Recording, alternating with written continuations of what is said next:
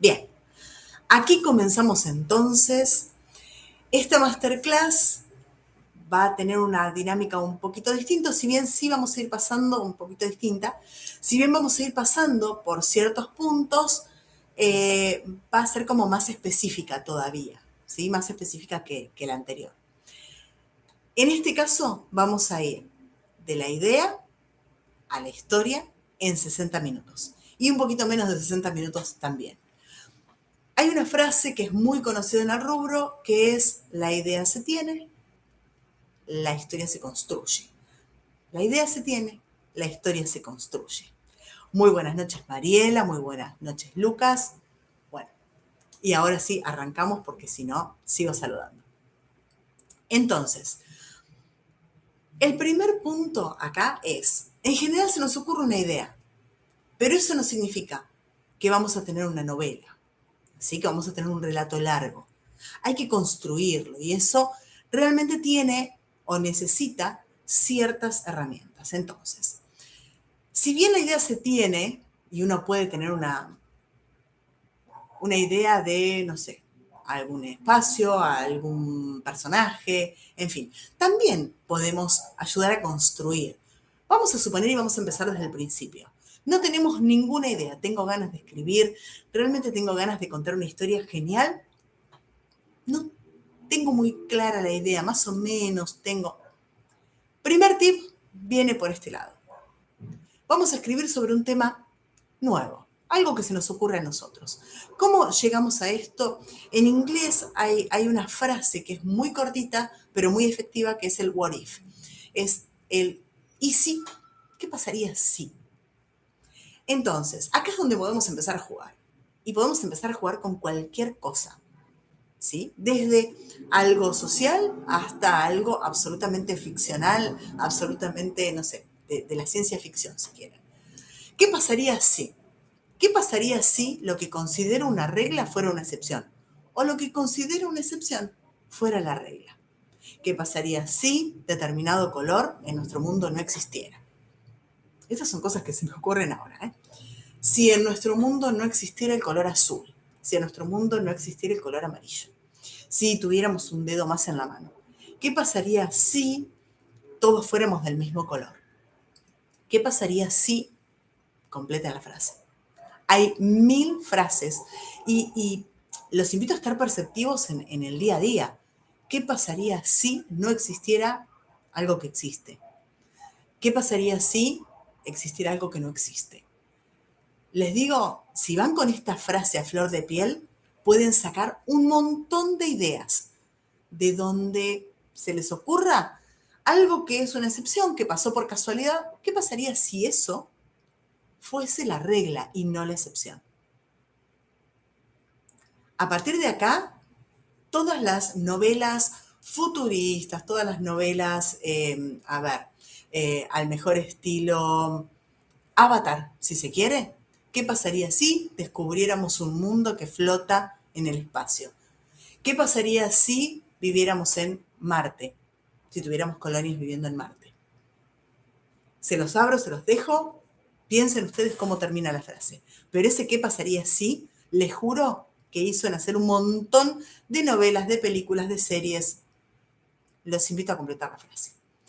Entonces, punto número 1, un tema nuevo, ¿sí? Que podría orientarse por este lado.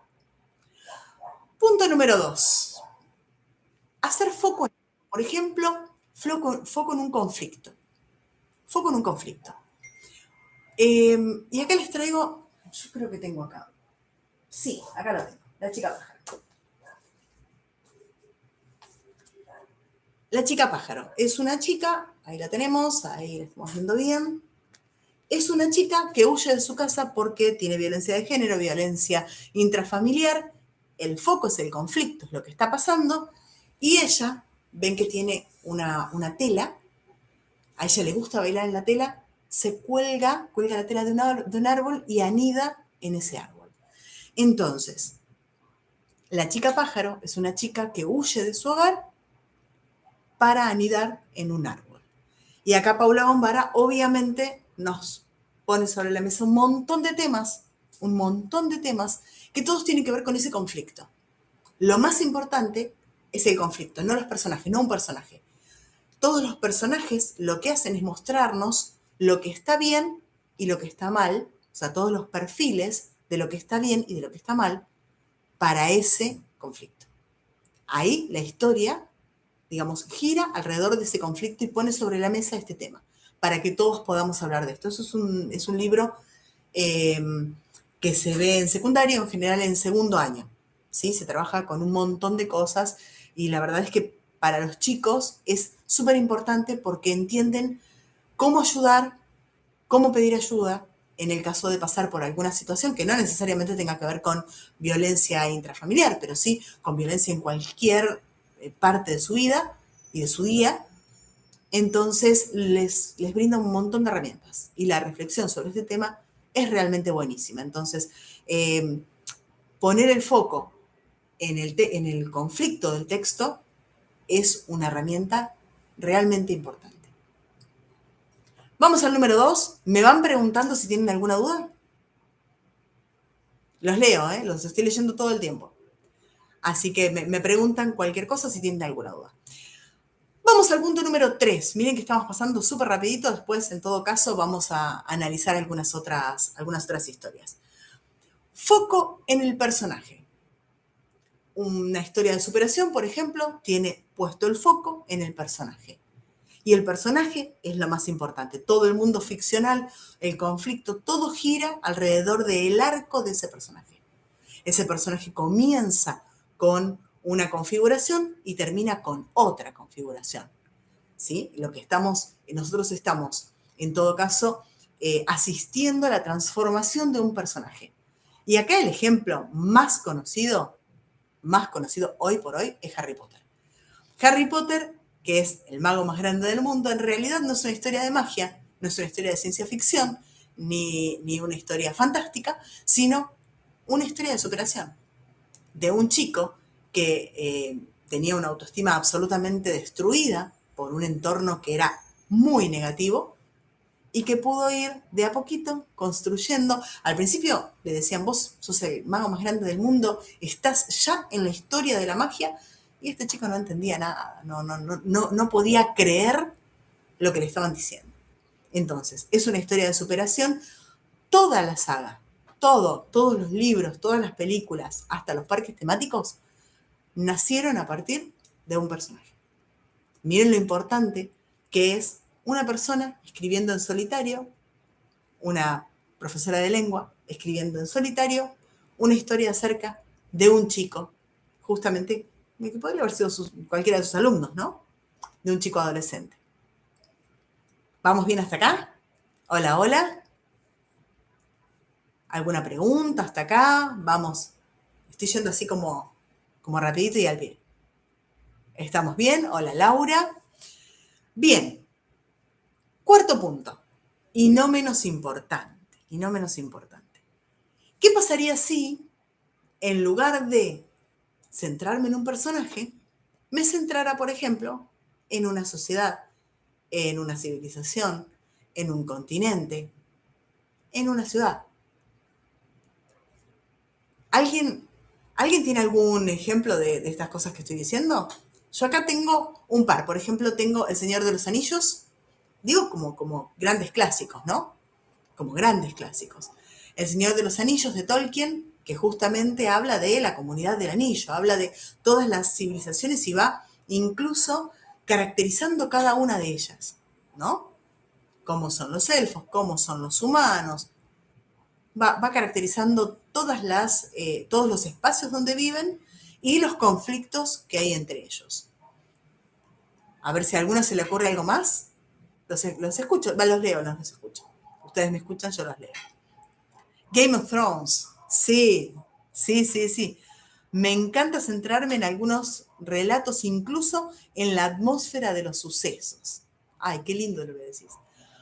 Game of Thrones, por ejemplo, es muy loco, sí. Y a veces es tan real, es tan tridimensional lo que se logra, que nosotros realmente entramos en ese pacto, realmente creemos lo que está pasando, es increíble. Los vivimos como personajes reales, como si existieran de verdad. ¿Les pasa esto? Yo noto mucho incluso en las novelas, las chicas, las adolescentes, por ejemplo, que se enamoran de los personajes, pero se enamoran y hasta les dan un marco absolutamente real. Los defienden, se pelean. No, no, no, no, no. Es muy loco. Es realmente muy loco. Otro, otro clásico que se volvió muy, pero muy importante y muy renombrado y se volvió a poner sobre la mesa después de muchos años fue La peste de Camus. ¿Alguien lo leyó? ¿Se puede escuchar el sonido de una hija al caer? A ver, a ver, a ver. ¿Cómo sería eso? Bueno, ahí lo sigo leyendo. Albert Camus lo que hace es relata a través de este avatar, sí, absolutamente, Fer. Lo que hace Albert Camus es se sitúa en una aldea del norte de África que está amurallada y que tiene como un gran portal, en donde obviamente hay toda una cultura francesa ahí, ¿no? Hay toda una inmigración francesa. Muchos chicos, al crecer, se iban a estudiar a Francia y de repente la peste hace que se cierren las puertas de la ciudad y quedan aislados. ¿A alguien se le ocurre esto? ¿Por qué tomó relevancia en los últimos años nuevamente este texto? ¿Alguien se da cuenta? A ver, a ver, a ver. Es bastante obvio igual, pero este texto volvió a recorrer las redes en 2020, por la pandemia, exactamente. Entonces, lo que sucedió en ese caso, y esto es, digamos, es todo un análisis psicológico de todos los personajes, sociológico, antropológico, de todo lo que iba pasando desde que cerraron las puertas de la ciudad y todos dijeron, bueno, estamos de vacaciones porque en realidad no nos pasa nada y tenemos toda la ciudad para nosotros, no tenemos por qué ir a trabajar, ¿por qué iríamos a trabajar si estamos en plena pandemia? ¿Les suena algo de esto? Después de un tiempo de no ir a trabajar, de emborracharse, de estar tirados por toda la ciudad, se dieron cuenta, o la Rosa, se dieron cuenta de que no había mucho sentido en vivir sin seguir haciendo lo que tenían que hacer. Entonces volvieron a trabajar. Después pasaron por depresión, pasaron por exaltación, pasaron por mi hijo está fuera en Francia. ¿Lo puedo repatriar? ¿Lo puedo traer? Y el gobierno de la ciudad decía, sí, sí, por supuesto, pero lo que va a suceder es que después no puede salir de nuevo. No, no, traigamos a nuestros hijos. Entonces todos los hijos empezaron a volver. Y ahí los padres se dieron cuenta de que estaban matando a sus propios hijos. Porque la peste estaba donde ellos estaban, no donde los hijos estaban. Entonces, bueno, y así, fueron pasando por distintas etapas y díganme si nosotros en plena pandemia nos fuimos pasando por distintas etapas. De repente los muertos eran números y pasaban en otros lugares, ¿no? Veíamos las noticias y acá no pasaba nada. Y nosotros estábamos haciendo memes o consumiendo memes. Después de esto, lo que sucedió es, bueno, no pasa nada, salgamos todos. Y ahí nos contagiamos todos. Y ahí sí, las víctimas empezaron a tener nombre y apellido, ¿no? Por la pandemia, exactamente. Entonces, digo, este texto volvió a subir y se volvió a hacer carne en un montón de gente que lo leyó durante la pandemia. Lo leyó por recomendación, obviamente. En este tipo de textos lo que tenemos es un profundo análisis. Y acá voy a sumar uno, a ver si se dan cuenta. No sé, si alguien leyó El Principito. Creo que lo traje a colación también la clase pasada, perdón, pero para mí es ejemplo para todos los géneros. El Principito es un análisis y un catálogo de los perfiles de personas, gracias, ahí dicen que sí, de todas las personas que el autor conoció. Es impresionante.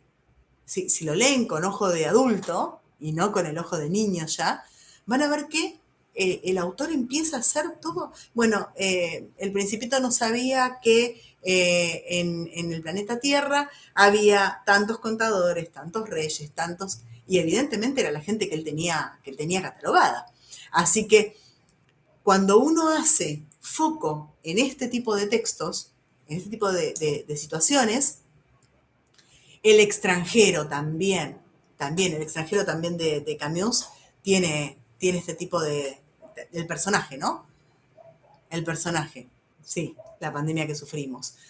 Eh, Cuando uno hace foco en este tipo de textos, primero tiene que elevar la apuesta, ¿no? Porque primero yo puedo hablar de un personaje y ahí estoy absolutamente, eh, digamos, en una situación absolutamente singular.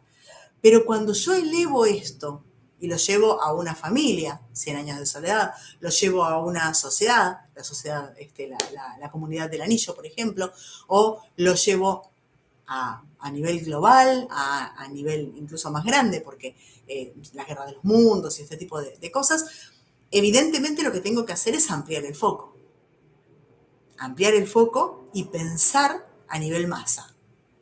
Estos textos son interesantísimos. No son fáciles de hacer, no son fáciles de escribir. En general, llevan un poquito más de tiempo en lo que es el armado del texto, en lo que es pensar globalmente, pero después son geniales. Son geniales. Bien, ¿alguna pregunta? ¿Vamos bien hasta acá? Los leo, ¿eh? Seguimos ahí, quedamos en la pandemia. Bien, sigo entonces. Eh, el foco, nosotros nos contagiamos encerrados. Ay, sí, ni me hagan acordar, ni me hagan acordar. Foco en el texto o en una idea. Y acá traigo otro libro a colación. No es lo que, a ver, no es que los tenga preparados, es que es la pila de libros que consulto continuamente y que trabajo con los chicos. En este caso, tengo acá a Martín Coan con Hola. Son los libros que estoy releyendo en este momento para trabajar. Y lo que tiene es, bueno, en este caso habla de un teléfono, habla de cómo cambió la comunicación en la sociedad a través de, primero, no tener nada a tener el teléfono, y luego esto obviamente lo aplica al celular, ¿no? ¿Cómo pasamos de esto al celular? Entonces tiene una serie de ensayos cortitos en donde la idea, la chispa de, bueno, a ver cómo es esto, cómo pasamos. ¿Se acuerdan cuando las comunicaciones se colgaban? Cuando uno levantaba el tubo y ahí, en lugar de estar el tono, había otra persona. Un gran libro, dice Carlos. Eh, no sé, si todos tienen menos de 20, no hablamos de esto, pero creo que no. Para todas las edades. Preguntamos entonces, ¿se acuerdan cuando las comunicaciones se ligaban? Cuando el ocupado del teléfono implicaba que no había comunicación, no como ahora que es asincrónico y les dejamos un mensaje y nos contestan cuando pueden, yo dejo el mensaje cuando puedo, el otro lo escucha cuando puede, y esto para mí es una solución, es genial, pero sin embargo esto no existía antes. Entonces, este tipo de textos en realidad no tiene un personaje principal, no tiene, y sin embargo va armando un entramado que prácticamente termina siendo una novela. Prácticamente termina siendo una novela, porque va armando algo, va armando una idea. Y en este sentido, bueno, también lo tenemos a Borges, cuando comprabas cospeles para hablar en teléfonos públicos. ¡Ay, por Dios! Sí, poner la fichita. No existe más esto, no existe más. Igual hoy, por ejemplo, no teníamos señal, no funcionaban los celulares, no, bueno, había luz, por suerte, pero estaban caídas varias de las redes, estoy hablando de la mañana muy temprano, fue como volver unos años atrás. Eh, Borges, por ejemplo, Borges, Cortázar, tenían este tipo de textos, ¿sí? en donde probaban el lenguaje. Hay algunos textos que son magníficos, algunos que no se pueden llevar a novela, ¿sí? Siguen llegando, siguen llegando. Cuando esperaba para que una operadora me comunicara. Bien. Sí, además, yo contaba esto, ¿no? Hoy en clase. Esto de, ahora yo quiero llamar a alguien y llamo directamente a esa persona, ¿no? Cuando había noviecitos o noviecitas que los padres no sabían, había que llamar a la casa. Entonces el chico por ahí llamaba a la casa para pedir y si contestaba el papá, cortaba. No es lo mismo. Digo, la comunicación acá es unidireccional, ¿sí? Yo quiero hablar con fulano y fulano me atiende o no me atiende de última. Pero no hay otras personas involucradas. Soy de la generación que tenía que pedir comunicaciones a través de una operadora que conectaba a través de clavijas, como vemos en las películas muchas veces, y tiempos de espera, exactamente. La función de la mano con respecto a las diferentes formas de celulares, la función de los dedos, el protagonismo del pulgar, ¿no? Del dedo gordo. Es cierto, es cierto. Digo, ¿cómo van cambiando todas estas cosas? El autor, por ejemplo, habla de el tranvía, de cómo cambió, el primer cambio comunicacional, digamos, de estos últimos tiempos fue el tranvía, lo que sería hoy un colectivo, en donde mucha gente coincidía en un lugar y no se hablaban. Estaban frente a frente, se veían, se miraban, pero no se hablaban. Este fue el primer gran cambio comunicacional, ¿por qué? Porque antes, hasta en las pulperías, digamos, la gente iba y hablaba. Y más en las ciudades y en las ciudades chicas, la gente iba a su barrio, a la pulpería de su barrio, o después a los bares, a estos bares tangueros, digamos, y lo que hacían era esto, ¿no? Iban para comunicarse, iban para socializar. Sí, y dice, y además se podía sospechar de que la operadora estuviera escuchando. Sí, sí, sí, y que otra persona estuviera escuchando, que otra persona estuviera escuchando también. Cuando uno levantaba el tubo y comunicaba y por ahí escuchaba algún ruido de fondo, decía, no, cortemos porque hay alguien más en la línea. Hoy nos comunicamos a través de comunicación satelital, sin necesidad de cableados, aún con localización por GPS. Sí, es todo un cambio. La pregunta es si nos juega a favor, en contra. Digo, este tipo de textos lo que nos permiten es analizar un montón de cosas, dejar a nuestro lector pensando, ¿sí? Dejar a nuestro lector pensando. Entonces, aquí tenemos, bueno, varios docentes, a ver, lo quiero llevar a algún otro campo, tenemos docentes, tenemos, bueno, chan, chan, chan, tenemos, bueno, escritores también un montón, pero digo, pensemos en cualquiera de estos tópicos en donde nosotros podemos empezar a jugar con el texto y empezar a generar en el otro como una especie de búsqueda, ¿no? Entonces, cuando uno reflexiona y se vuelve sobre el texto y genera esto que de lo que hablaban en las primeras críticas literarias, ¿no? En las escuelas de Moscú, acerca de presionar el texto, de ver que salga algo distinto, que con las mismas palabras estemos hablando de otra cosa. ¿Sí? Esta presión sobre el texto hace que salga otra cosa. Y cuando hablamos de esto, hablamos de, ojo, que acá puede haber personajes, puede haber espacios, pero digo, toda la atención, todo el foco está en el mensaje que yo estoy transmitiendo. ¿Sí? Y estos textos son riquísimos. Lo que le pasaba a Borges, por ejemplo, es que era tal la maquinaria de relojería que montaba que no podía hacer un texto demasiado largo con eso, porque en realidad no podía sostenerlo a lo largo del texto. Era demasiado puntilloso. En cambio, Cortázar sí lo pudo hacer.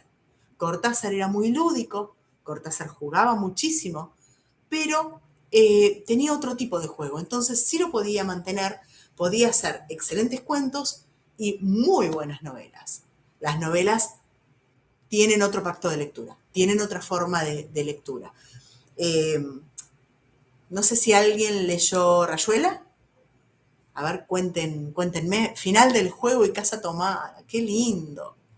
No son novelas, pero son cuentos maravillosos. Sí, sí. Casa tomada, de hecho, llegó, no sé si conocen la historia de cómo se dio a conocer este texto. Cuando escribió Cortázar Casa Tomada, se enteró de que los miércoles Borges iba a determinado bar a reunirse y a hacer tertulia, cosa que en Escobar vamos a empezar a hacer en cualquier momento, ¿eh? Y se empezaron a reunir alrededor de un café. Cortázar fue con el cuento, se lo dio a Borges y le dijo, ay, a mí me encantaría que usted lo leyera.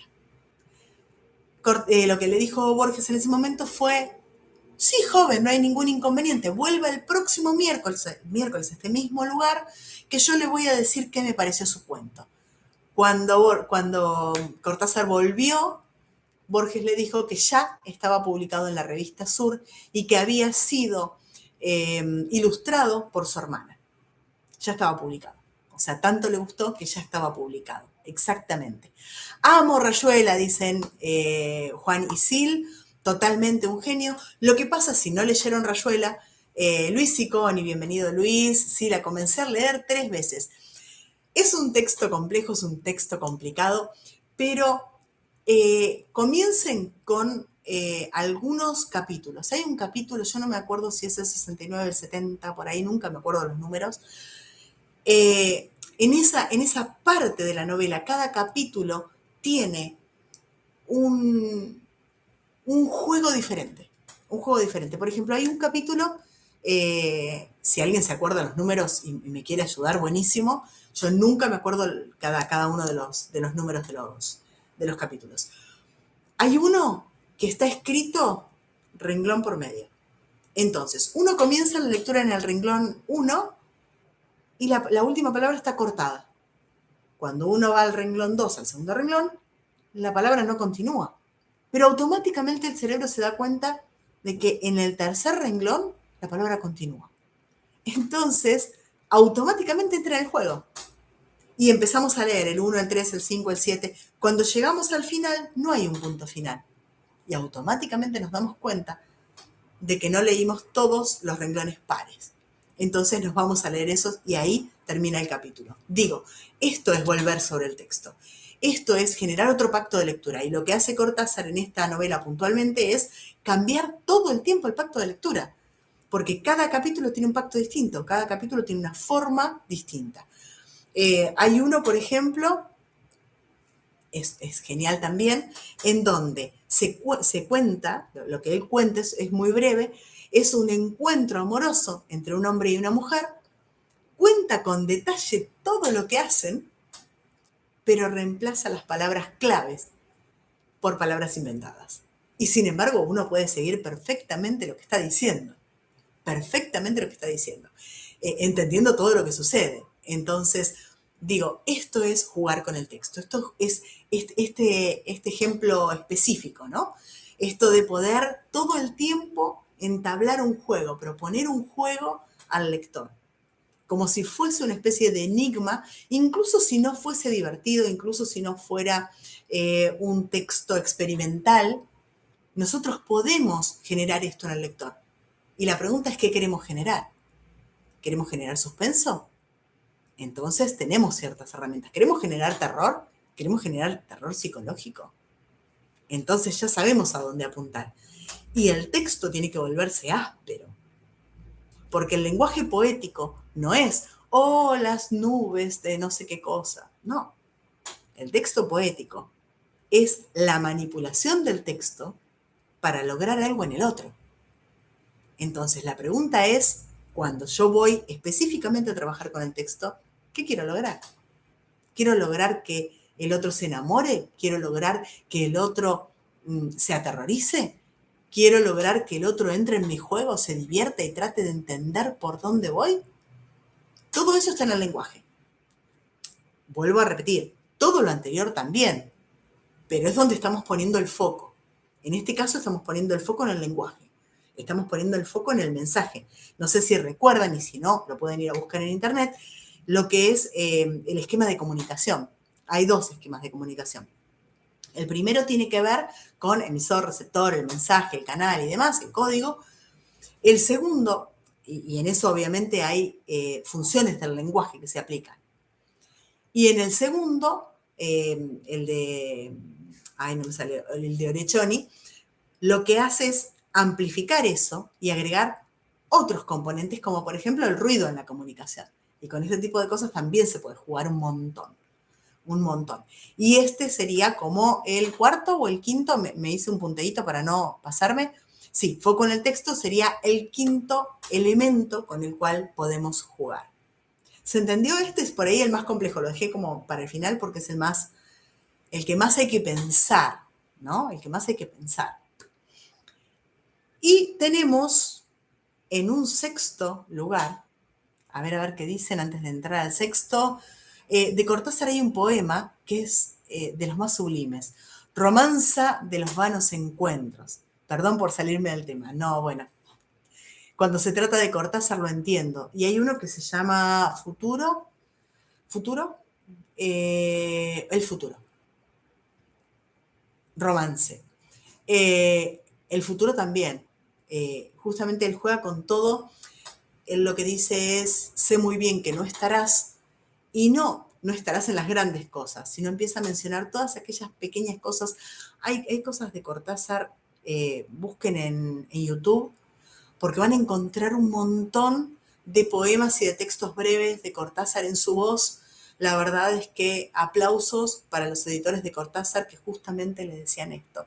Grabá, no importa, elegí algo y grabalo, te grabamos. Y tenemos un montón de grabaciones de su voz, lo cual es absolutamente recomendable, ¿no? Acceder a su literatura a través de su propia voz, que era tan particular, es un placer. Y vamos con el último. Estos fueron como 6 tips en menos de 60 minutos. Vamos 30 y pico de minutos, ¿eh? La combinación, la combinación. Y acá, no sé si hay alguien que haya hecho con nosotras el taller de experiencias de novela, el taller vivencial de la creatividad. Si hay alguien por ahí, a ver, que diga presente.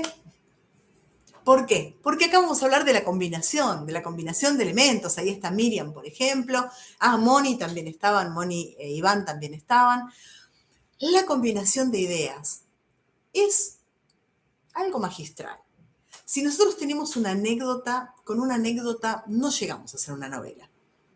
Por ahí con suerte, ahí están también los chicos, por ahí con suerte podemos hacer un buen cuento, ¿sí? Algo redondito, lo contamos, ¿sí? Le damos un cierre, pero no llegamos a hacer una novela. Y créanme que he visto gente que conoce al detalle los recursos estilísticos y los recursos de novela y pueden hacer formas perfectas, pero si no hay una historia que le dé base a eso, de verdad es muy difícil, muy difícil. Yo con una suposición no puedo hacer una novela policial.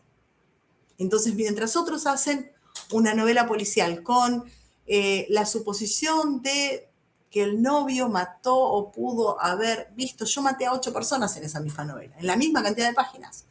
Entonces, me parece que esto es importantísimo al momento de hacer una novela. No estiremos lo que tenemos, combinemos lo que tenemos. ¿Sí? Tenemos una historia y nos parece que está buena, tenemos una idea. Bueno, genial. Vamos a enriquecerla, vamos a agregarle elementos, pero no nos quedemos cortos de material. ¿Sí? No estiremos, no llenemos. A esto en novela se le llama llenar los huecos con paja. ¿Vieron cuando hay pozos y uno los tapa con pasto? Para que no se vean, pero después el que pasa por ahí se cae. No sirve. Entonces, está muy bien puesto este nombre. Combinemos. Y les voy a dar el ejemplo que para mí es uno de los mejores ejemplos que puedo darles y es magistral la forma en que ella, una autora mujer,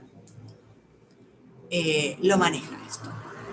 Lo que hace Silvina Ocampo es todo el tiempo combinar cosas. Todo el tiempo. Y lo que combina mayormente tiene que ver con la niñez o la perspectiva infantil y lo macabro. La muerte y los niños.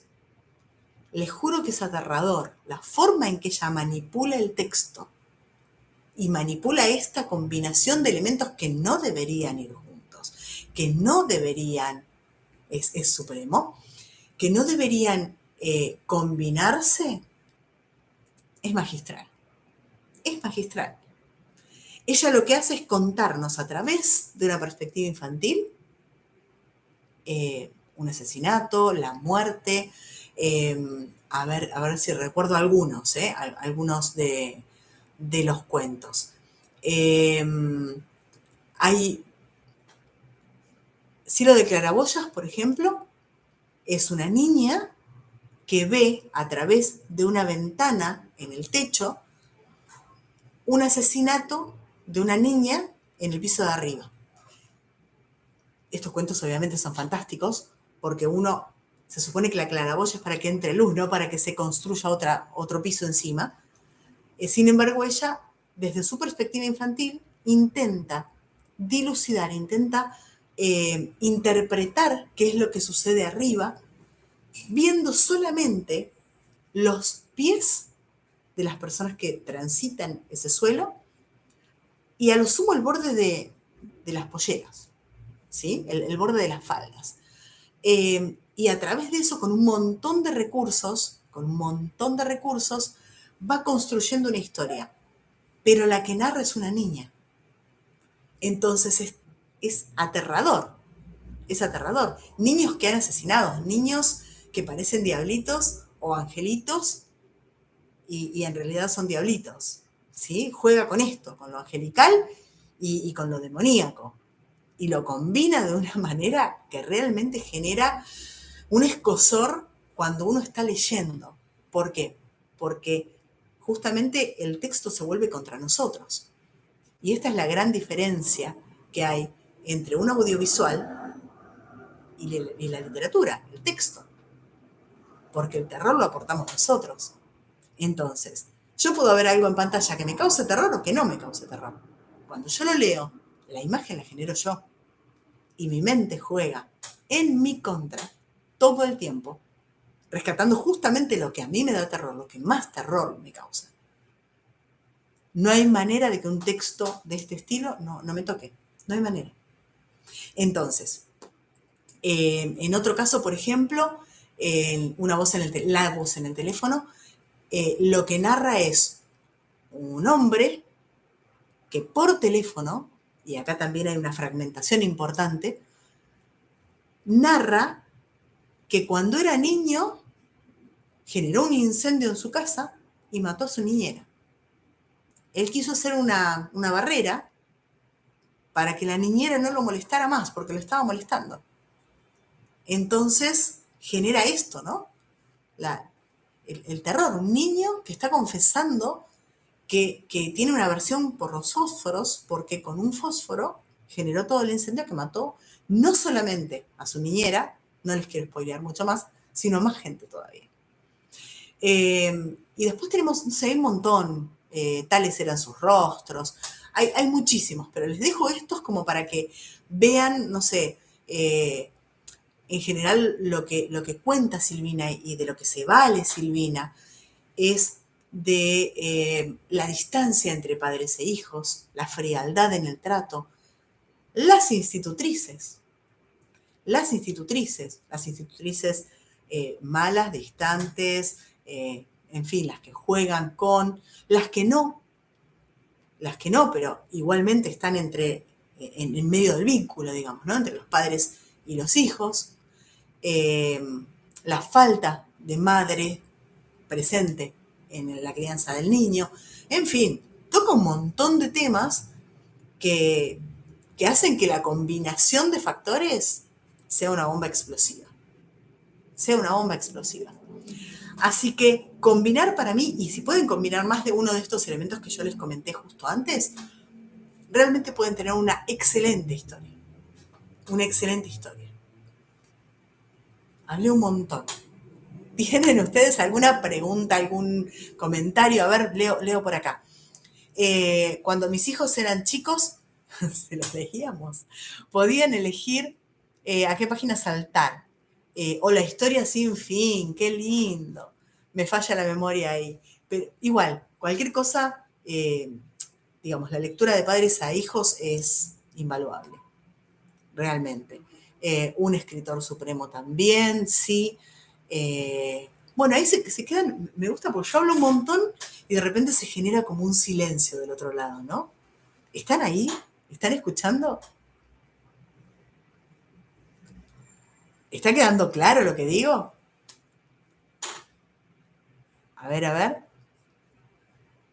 Chan, chan, chan, chan, chan, chan. Eduardo dice que sí. Jorge dice que sí. Uy, con la historia podemos jugar un montón. Jorge es profe de historia. Con la historia podemos jugar un montón. Si combinamos, podemos jugar un montón. Miriam también está ahí. Bien, ¿está quedando claro? Es el silencio de admiración. Qué linda, Pina, gracias. A veces me da la sensación, escuché el otro día esta frase, es, tenía sed y te di agua, pero con la manguera de los bomberos. Pasa esto, tienen esta sensación de que como que los atosigo, les doy mucha información en muy poco tiempo, eh, y por ahí es como que después uno tiene que decantar, ¿no? Tiene que ir procesando esto. Clarísimo, bien, bien, bien, bien, me quedo más tranquila entonces. Está bueno tener este feedback para saber si está quedando claro. Bien, entonces, dijimos, 6 pasos de la idea a la historia. La idea se tiene, la historia se construye. ¿Ahora entienden por qué el título? Porque la historia hay que construirla, hay elementos y todo el tiempo estamos tratando de combinar, ¿sí? Y todo el tiempo, muchísimas gracias, estuvo en el taller Laura, muchísimas gracias. Les quiero contar que en un ratito van a recibir, eh, a ver, voy a empezar por el principio, ¿sí? Pero ahora les cuento a Miriam, a los chicos también que estaban por ahí, a Laura. Nosotros estamos, y ustedes ya saben, estamos trabajando en lo que va a ser en breve nuestra Academia de Novela. Ya estamos nutriendo esa plataforma virtual. Para quienes no saben, la Academia de Novela va a ser un centro de formación 80% virtual, 20% presencial. Nosotros ya iniciamos con la fase presencial para que nos conocieran, para que vieran cómo íbamos a trabajar. Y lo que vamos a hacer es, justamente, vamos a estar subiendo cursos, va a haber cursos que estén así sincrónicos, digamos que ustedes los puedan ver en vivo, va a haber algunos cursos que ya directamente queden grabados en la plataforma. La idea es poder brindarles capacitación seria. Ustedes saben, mucha de la gente que está acá pasó por un montón de instancias antes de poder acceder a capacitación seria, responsable. La verdad es que es un área complicada porque uno no sabe si esta persona que nos está enseñando tiene idea de lo que está diciendo, no tiene idea de lo que está diciendo, tiene mucho expertise en una parte, pero no en el resto.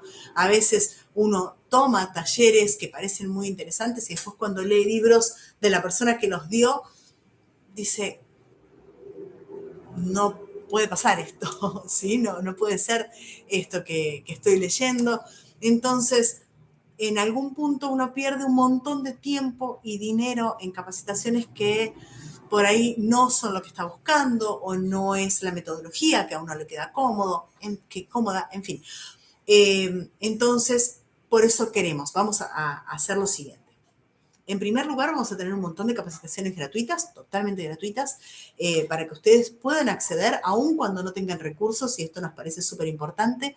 Vamos a tener algunas otras que sean aranceladas, tanto virtuales como presenciales, porque, bueno, también si uno tiene que profundizar, hay que generar los recursos también para poder hacerlo. Y toda aquella gente que vaya participando de nuestros cursos, en este caso, por ejemplo, todos los chicos que ya estuvieron en el taller presencial, que fue un taller de creatividad, en donde tuvimos a la Musa, yo no sé si hoy nos acompaña la Musa, sé que iba a estar, pero no sé si pudo ingresar, no la vi todavía. nuestra musa Vero Ruiz Díaz, que estuvo acompañándonos en el taller y que fue nuestra musa inspiradora y que de repente nuestra musa inspiradora se retiró y tuvimos que aprender a lidiar con eso y aprender a generar nosotros las ideas, los recursos y demás. Esto es como un nivel 2 de lo que vimos ahí. Nos quedamos pensando en muchas cosas, me dicen. Me traes el recuerdo de Miss Mary, una película de la gran María Luisa Bemberg. Ah, bueno, bien. Ven cómo con este tipo de cosas y sobre todo con los últimos ítems, uno empieza como, es como un anzuelo, ¿no? Uno empieza a tirar a ver qué sale, ¿no? Esto remueve muchas cosas. Una crítica muy fuerte a la burguesía criolla. Sí, sí, sí, sí, sí. Entonces, bueno, toda esta gente que ya ha tomado algún curso con nosotros pasa a integrar una comunidad en donde siempre va a estar recibiendo nuestras novedades y va a recibir importantes descuentos para todo lo que vaya saliendo. Entonces, la gente que ya está en nuestra comunidad va a recibir en un ratito nada más, un ratito después de que termine esta masterclass, un descuento importante para el curso que viene. Lo que seguimos, ahí está, ahí, aquí la musa presente, por supuesto. Muchísimas gracias por acompañarnos, muchísimas gracias por acompañarnos. La musa, bueno, si van a nuestras redes, incluso creo que vos también estuviste posteando algunas fotos, van a ver a nuestra musa griega ahí toda en medio de la danza y tomando el personaje como propio. Así que muchísimas gracias por acompañarnos en esta locura que hacemos, que solo a nosotras se nos ocurre, pero sí, que nos encanta. Y como les decía, bueno, ya toda esta gente, acá tenemos a Laura, no sé si está Leti por ahí también, bueno, vi a Moni, vi a Iván, vi a Miriam, bueno, toda esta gente ya es parte de nuestra comunidad y en un ratito van a estar recibiendo un voucher por un descuento sobre este curso. Y les cuento muy brevemente de qué se va a tratar el curso, porque si quieren información y si necesitan información, entonces les vamos a poder brindar. En primer lugar, el curso se va a llamar De la historia a la novela en 30 días. Y hago una pausa para que lo procesen. De esta historia, de esta idea que estamos empezando a construir, a la novela en 30 días. Es un desafío enorme, para mí sobre todo, por la responsabilidad de tener que llevarlos, digamos, para que logren completar en todo el mes de abril una novela. Es un desafío grande para mí, es un desafío grande para ustedes, pero es un desafío absolutamente posible. Si yo lo puedo hacer, ustedes lo pueden hacer, yo les voy a enseñar cómo, pero digo, esto es ponerse una meta y cumplirla en un tiempo determinado. Porque si no uno empieza así, bueno, yo tengo una idea, pero entonces no la concreto y paso a otra cosa y cada tanto vuelvo y cuando veo un curso digo, ay, es cierto que yo tenía una historia para contar, cómo me gustaría escribir la historia de mis padres, cómo me gustaría concretar esta idea que tengo, cómo me gustaría contar la idea, la historia de mis abuelos que vinieron inmigrantes y que llegaron acá, todas las cosas que pasaron. No sé, tenemos ahí una escritora, por ejemplo, que su abuela creo que fue, estuvo escondida en orificios en la tierra, en pozos, digamos porque era judía, y se estaban escapando de los nazis, por ejemplo. Digo, esas historias, rescatar ese tipo de historias, a veces si no nos ponemos como un deadline, ¿no? Como una fecha límite, no las hacemos. Entonces, lo que yo me comprometo, wow, dice Miriam, yo escribo novelas en 2, 3 días. Si me pongo, o sea, vengo procesando, y en un fin de semana bajo las cosas. Entonces, la idea es dos veces por semana. Qué desafío, dice Mónica. Sí, sí, sí, sí, pero digo, tomar este desafío si uno tiene la posibilidad, tampoco es que tienen que estar todo el día, ¿eh? El punto es, son 2 días por semana durante 4 semanas. Son 8 clases de Les doy la teoría y el ejercicio. La teoría y el ejercicio les explico así, simple, sencillo, como lo están viendo acá. Les explico y lo bajamos al papel. Les explico y lo bajamos al papel. Al final, desatás el conflicto y no avanzás. Sí, sí, sí, sí. O tenés el personaje, pero nunca desarrollás, por ejemplo, el entorno, que a veces es un poco más difícil. Entonces, la idea es, y es un desafío, ¿eh? Es un desafío para mí, para ustedes, eh, ¿qué pasa si durante abril concretan esa idea? ¿Se imaginan? Ir de la idea, esta que estamos, que de hecho esta masterclass también les puede ayudar a cerrar un poco, ¿no? O a enriquecer la idea que tienen. ¿Y qué pasaría si, no sé, si abril es el mes en que se convierten en escritores, por ejemplo? ¿Sí? ¿Qué pasaría si tomaran esa idea y con un coaching muy de cerca siguieran los pasos para tener a fin de mes por lo menos un buen esqueleto, pero de una novela bien plantada, bien sentada sobre sus bases? Eh, y en algún punto yo tomo la responsabilidad y tomo también esta garantía de que si se llegan a trabar en un punto, si no terminan, digamos, si no llegan a tener esta novela al final del curso, hacen reunión conmigo, hacemos como una mentoría y veo en qué se trabaron y los destrabo. Y esa se las ofrezco, tanto así, digamos, por videollamada o, digamos, por un Zoom, por un Meet o por alguno de estos medios virtuales, o incluso si ustedes son de acá de Escobar, nos juntamos, vemos papeles en mano y decimos, bueno, a ver, ¿cuál fue el problema? Así que me reapunto, dice Laura. ¡Wow! Eso hay que tener valentía. Muy bien, muy bien. Yo lo pensé muchísimo, ¿eh? Las chicas me decían, wow, Irina, ¿en serio en 30 días?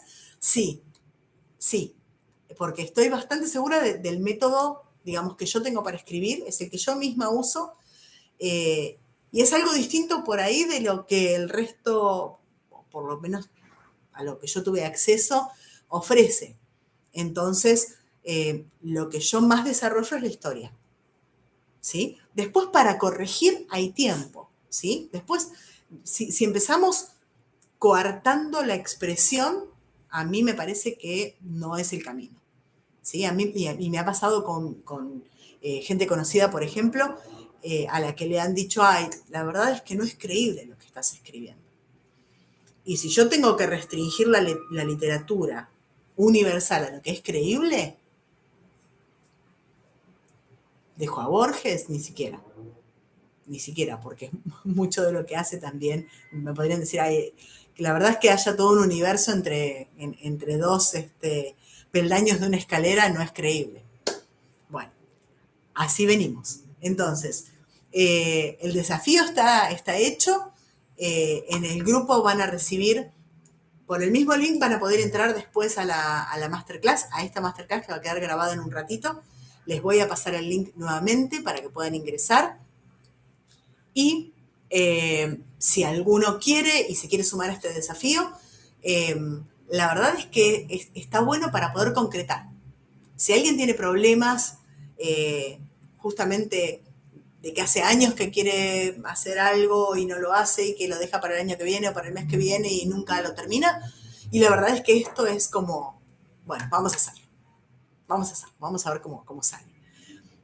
Así que bueno, en breve entonces le va a estar llegando para este curso un descuento muy importante a la gente que ya estuvo.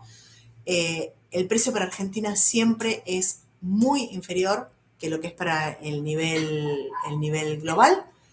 Y bueno, ya con esto quería comentarles esto para que ya supieran de dónde venía y cómo empieza a llenarse esta plataforma que va a tener un montón de herramientas. Y quiero agradecerles sinceramente que hayan estado hasta acá conmigo y que hayan escuchado toda mi propuesta también. Cualquier duda, ¿se podría escribir un cuento en vez de una novela? Sí, absolutamente. Absolutamente. ¿Se puede escribir una novela en lugar de una novela? Sí, absolutamente. Puede hasta llegar a ser un cuento largo que va enriquecido con todas las herramientas que vamos teniendo. Sí, absolutamente, absolutamente. Así que bueno, son las 9:05, tal como prometo, en 60 minutos los dejo libres para que puedan ir a cenar, los que no llegaron a su casa todavía o los que recién llegaron. Muchísimas gracias por estar, por acompañar, por apoyar y por interesarse por esto que nos apasiona tanto, que son las letras, las historias sobre todo.